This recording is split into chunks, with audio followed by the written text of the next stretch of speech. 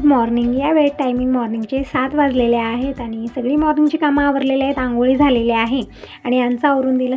हे गेलेले आहेत गॅरेजला आणि बाकीची कामं आणि बाकीच्यांचं आवरायचं आहे, म्हणजे स्वयंपाक बनवायचा आहे. आणखीन अगोदर मी देवपूजा करत आहे. तर देव सगळं उचलून मी किचन काउंटर घेते आणि पूर्ण देवारा मी स्वच्छ पुसून घेते. आणि पाणी मी अगोदरच भरून घेतलेलं आहे, म्हणजे मॉर्निंगला जेव्हा पाणी मी चालू करते, म्हणजे बोरवेल चालू करते, अंगणाची साफसफाई झाली आणि संग मी हांडे पण भरून ठेवलेले आहेत. आणि देवासाठी पाणी भरून घेतलेलं आहे. छोट्या हांड्यामध्ये फुले घेऊन आलेली आहे. थोडीफार फुलं मार्केटहून आणलेली आहेत, म्हणजे शेवंती आहे, झेंडूची आहेत. आणि बाबांना मी रागी बनवून दिलेली आहे. यांच्यासाठी बाबांसाठी रागी बनलेला आहे.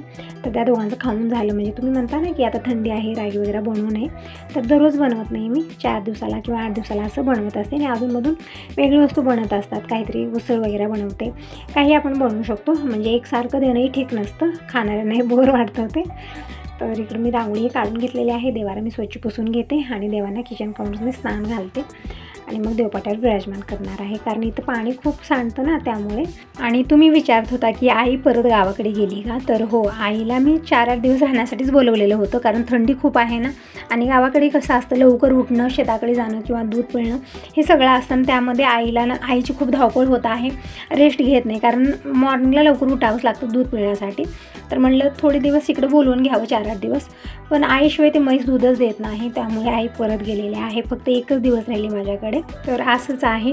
बाबांना बोलवलं, तेही भरपूर साऱ्या अडचणी सांगतात की म्हैस आहे, गवत आणायचं आहे, शेताकडची कामं आहेत, असं त्यांचं म्हणणं असतं.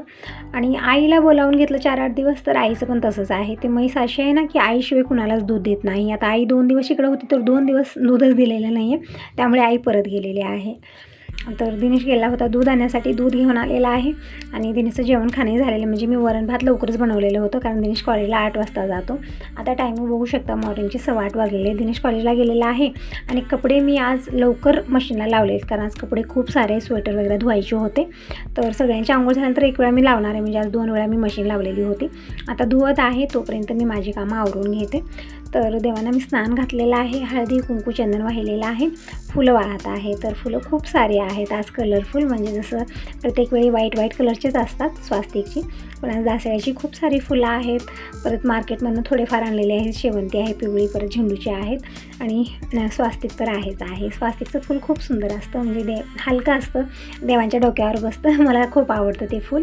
पण त्यामध्ये 1-2 कलरची फुलं असली ना छान वाटतं, कारण एक तर देवारा हे व्हाईट कलरचं आणि ते फुलंही व्हाईट कलरची, एकदम व्हाईट अँड व्हाईट होतं सगळं. म्हणून 1-2 मी कलरची फुलं इथं वाहिलेली आहेत. आणि रांगोळी पण मी काढून घेतलेली आहे आणि यामध्ये हलकंसं कलर भरणार आहे.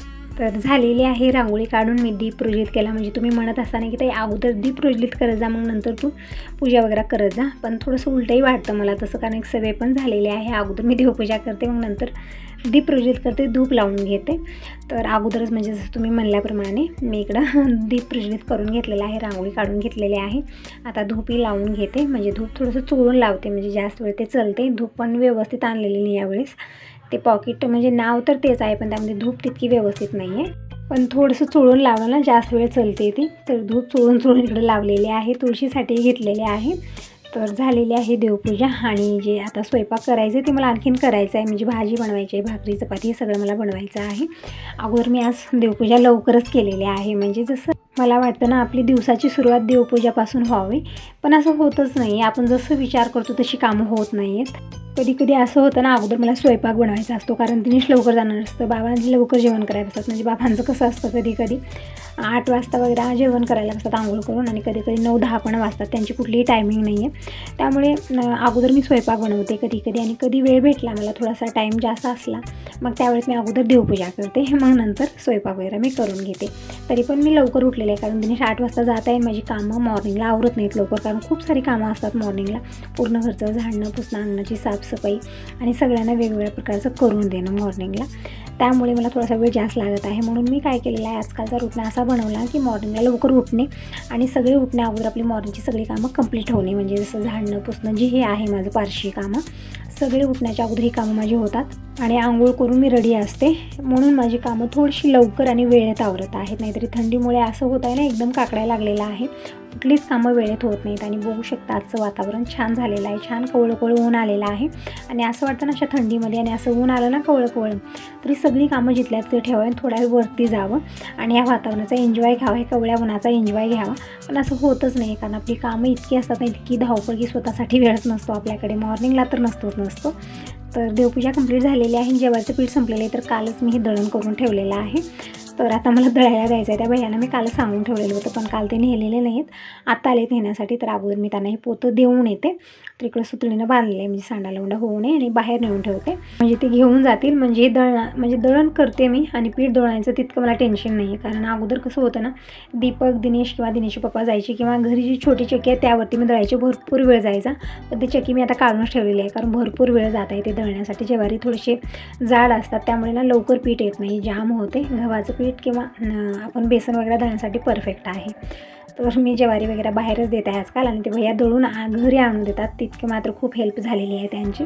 कारण आता असं झालेलं ना, दीपकही घरी नाही आहे, तो आहे जॉबवरती, आणि दिनेशलाही वेळ नसतो, कॉलेजला जायचं असतं, परत गॅरेजला गेला तरी लवकर घरी येत नाही, आणि दिनेशच्या पप्पांना तर जेवण करायला वेळ नसतो. मग ते दळून कोण आणणार, हा सगळ्यात मोठा प्रॉब्लेम होता. तर ते भैया दळून आणून देत आहेत, त्यामुळे भरपूर हेल्प होत आहे त्यांची. तर देवपूजा झालेली आहे, तोपर्यंत कपडे पण धुवून झालेले आहेत. म्हणजे मी मॉर्निंगला लवकरच कपडे मशीनला लावलेले होते, स्वेटर आणि दिनेशचे कपडे होते आणि यांचे कपडे होते. तर सगळेच कपडे मी लावलेले होते. आणि नंतर जे आंघोळ केलेले ते कपडे आणखीन आहेत, तर नंतर लावणार आहे मी.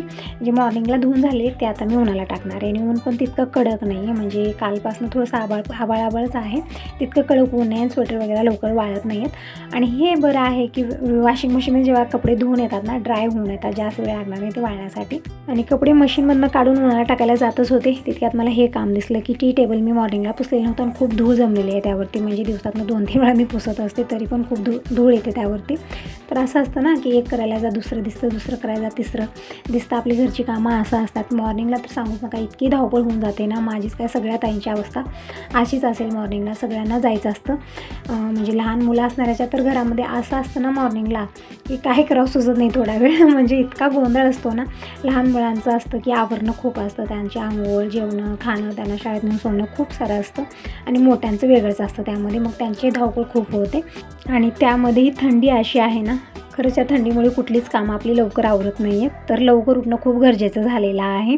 म्हणजे आपण जसं पावसाळा आहे, उन्हाळा आहे, तेव्हा तितकं काही वाटत नाही आहे, म्हणजे वेळेनुसार आपली कामं होत राहतात. पण हिवाळ्यामध्ये मात्र असं होतं ना की वेळ कसा जातो कळत नाही आपल्याला या कामामध्ये. म्हणजे मॉर्निंगचे 9 कसे वाजतील ना, अजिबात समजत नाही, इतके फास्ट टाईम जातं. म्हणजे टाईम आपल्या हिशोबानं जातं, पण थंडीमुळे आपली कामं लवकर आवरत नाहीत. आपल्याला वाटतं की वेळ खूप फास्ट जात आहे तसं. आणि या दिवसामध्ये म्हणजे थंडीमध्ये ना भूक खूप लवकर लागते. एकतर कामं लवकर आवरत नाहीत, आणि त्यामध्ये भूक खूप लवकर लागते, असं असतं.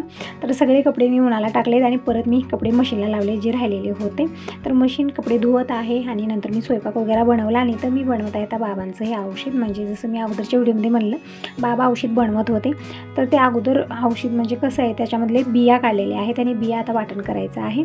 तर मी इथे छोटं मिक्सरचं भांडं घेतलं, कारण ही एकदम घट्ट आहेत, वाटतच नव्हते. बघू शकता आता पण ही व्यवस्थित वाटले गेलेले नाहीत, एकदम घट्ट आहेत, अजिबात ते बारीक होतच नव्हतं, म्हणजे एकदम त्याचं असं पावडर होतच नव्हतं. त्यामध्ये अर्धे जे आहेत ना ते सावधच राहत होते हे बिया, आणि अर्धं पीठ झालेलं आहे. तर सगळं मी असंच वाटलं, आणि चाळणी करायचं होतं, पण चाळणी जी आहे ना मैद्याची लागणार आहे, ती मला भेटत नव्हती, म्हणून मी तसंच ठेवलेलं आहे. तर आज मी ते चाळून आणखीन परत मिक्सरला ते वाटण करणार आहे, कारण तेही काम माझं कंप्लीट झालेलं नाही, अर्धवटच राहिलं. नंतर बाकीची कामं खूप सारी झालेली होती, ते पण मी आवरले दिवसभरात. म्हणजे कपडे मी नंतर लावले होते, ते कपडे काढून मला टाकणं, जे अगोदरचे कपडे होते ते काढून घडी घालून ठेवणं, भांडे कुंडे, खूप सारी कामं होऊन जातात, जे आपल्याला सांगून जमतच नाही. घरची कामं एकदम छोटी छोटी असतात. कोणी विचारलं ना की तू काय करते दिवसभर, म्हणजे आता दिनेशचे पप्पाच विचारतात की दिवसभर घरात असतंच काय काम. आता मशीनही आलेले आहे, कपडे मशीनला लावते, मग करते काय, येऊन जाऊन स्वयंपाक करायचं आणि जेवण करायचं, इतकंच काम राहतं, मग दिवसभर काय काम करते असं विचारतात. पण जे व्यक्ती करतो ना त्याला समजतं की दिवसभर घरामध्ये काय काय कामं असतात. म्हणजे त्यांना माहितीच नसतं की काय असतं, त्यांना एकच कळतं की स्वयंपाक बनवायचं, सगळ्यांना जेवायला वाटायचं, स्वतः जेवायचं, आणि आता कपड्याचंही काम राहिलेलं नाही. कपडे वॉशिंग मशीनला धुवून निघतात, मग ते करायचंच काय आता घरामध्ये असं त्यांना वाटतं. पण आपल्यालाच कळतं की ते छोटी छोटी म्हणजे दिवस पुरत नाही इतकी कामं आपल्याला होऊन जात आहेत. म्हणजे प्रत्येक कोपऱ्यात काम रेडी असतं, फक्त आपल्याला करत राहण्याची गरज आहे. दिवसभर कितीही करा ही कामं काही संपणार नाहीत असं आहे. तर असं नवऱ्यांचं कामच असतं नावं ठेवण्याचं. कितीही करा कमीच आहे त्यांना. आणखीन म्हणत असतात की आणखीन हे राहिलंच, त्यांचं चालूच असतं. तर हा दुसरा दिवस आहे, म्हणजे कालचा दिवस असा गेला, हा दुसरा दिवस आहे. मॉर्निंगचे 5 वाजलेले आहेत, म्हणजे मी उठलेले आहे 4:30 वाजता आणि फ्रेश झाले, म्हणजे तोंड वगैरे धुवलेलं आहे. म्हणजे एकदम डोळ्यातलं झोप जात नाही, तर अगोदर तोंड धुवून म्हणजे ब्रश करते, तोंड धुवून घेते आणि मगच मी कामाला सुरुवात करते. म्हणजे थोडंसं छान पण वाटतं आणि झोप पण जाते डोळ्यातनं. एकदम आपण झोपेतनं उठलं आणि कामाला लागलं ना तर खूप आळस यायला लागतं आणि डोळ्यातली झोपही जात नाही.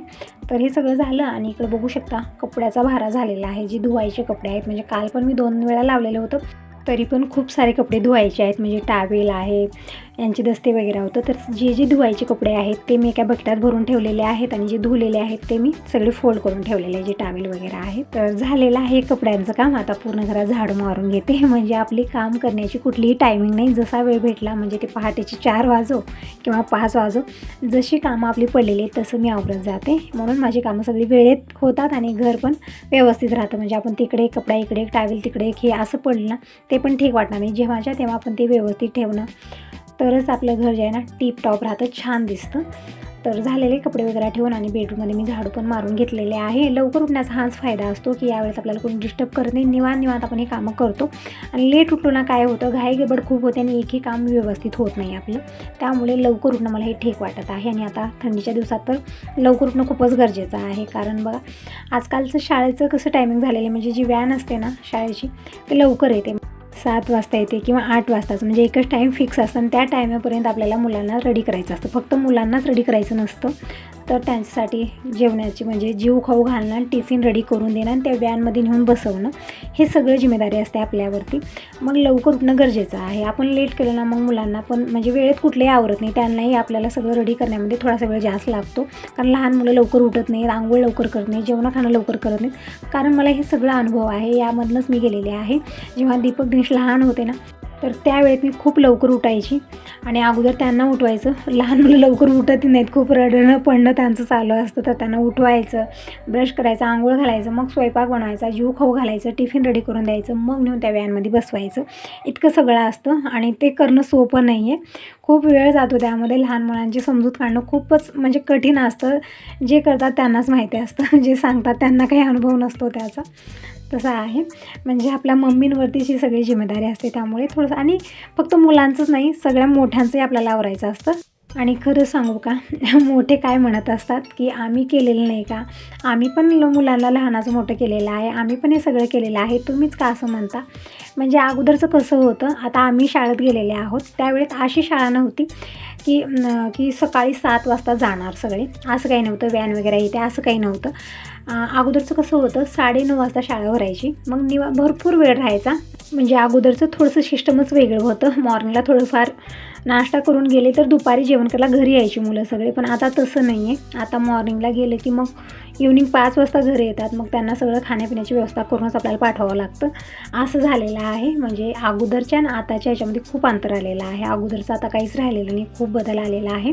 पण अगोदरच्यांना वाटतं ना, जसं माझी आई असो किंवा माझी सासूबाई असो, ते असं म्हणत असतात. म्हणजे आता सासूबाई तर मला नाही आहे, पण मी सगळ्यांचं सांगत आहे. त्यांचं म्हणणं असंच असतं, आम्ही यामधलंच गेलेलं आहे, आम्ही पण मुलांना लहानाचं मोठं केलेलं आहे. त्यांचं म्हणणं असतं, ते त्यांच्या ठिकाणी योग्यच आहेत, पण आपणही आपल्या ठिकाणी योग्यच आहोत. कारण आता परिस्थितीच तशी आलेली आहे. मुलांचं शिक्षण इतकं इम्पॉर्टंट झालेलं आहे ना, सगळी कामं सोडून अगोदर त्यांचं आपल्याला आवरून द्यायचं असतं आणि जी बाकीची कामं आहे ती दिवसभर आपल्याला करायची असतात. तर असं ताईनं तुम्हाला बोलत बोलत मी पूर्ण घरात झाडू मारून घेतलेली आहे आणि दार आणि खिडकी मी काही उघडलेली नाही यावेळेस, कारण थंडी खूप आहे आणि बाहेर पूर्णपणे अंधार आहे आणि आणखीन कोणीही उठलेलं नाही आहे. त्यामुळे मी यावेळेस दार वगैरे काढत नाही आहे, एकदम बाहेर अंधार असतो, भीती वाटते. फक्त आतमधली कामं माझी चालू असतात. टायमिंग बघू शकता तुम्ही, मॉर्निंगचे 5:15 वाजत आहेत, म्हणजे मी 4:30 वाजता उठणं सुरुवात केलेली आहे. तर झाडून झालेलं आहे. आता मी फरशी पुसायला घेतलेली आहे. तर पाणी घेतलेलं आहे, लिक्विड टाकलेले मॉपमध्ये मी आणि हे पोत्रं डीप करून घेतलं आणि पुसून घेत आहे. अगोदर मी सुरुवात इकडून केली, म्हणजे सोप्याकडनं केलेली आहे आणि नंतर मग बेडरूम, किचन रूम, इकडचे रूम ते सगळं निवांत नंतर पुसणार आहे. अगोदर मी इकडं पुसून घेते आणि फॅन ऑन केलेले आहेत, म्हणजे लवकर पाणी हडकलं जाईल. आणि यावेळी कोणी डिस्टर्ब करते म्हणून निवांत मी माझी कामं आवडते. यावेळी कोणी चलणार नाही, म्हणजे पावलं वगैरे उठतात असं काही नाही. आपण दुपारी पुसण्याचं काम चालू केलं ना, त्यावेळेत वरती फिरणार खूप असतात, म्हणजे घडीला जरा चालूच असतात सगळ्यांच्या. त्यामुळे याच वेळेत मला हे सगळं पुसून घेणं ठीक वाटतं.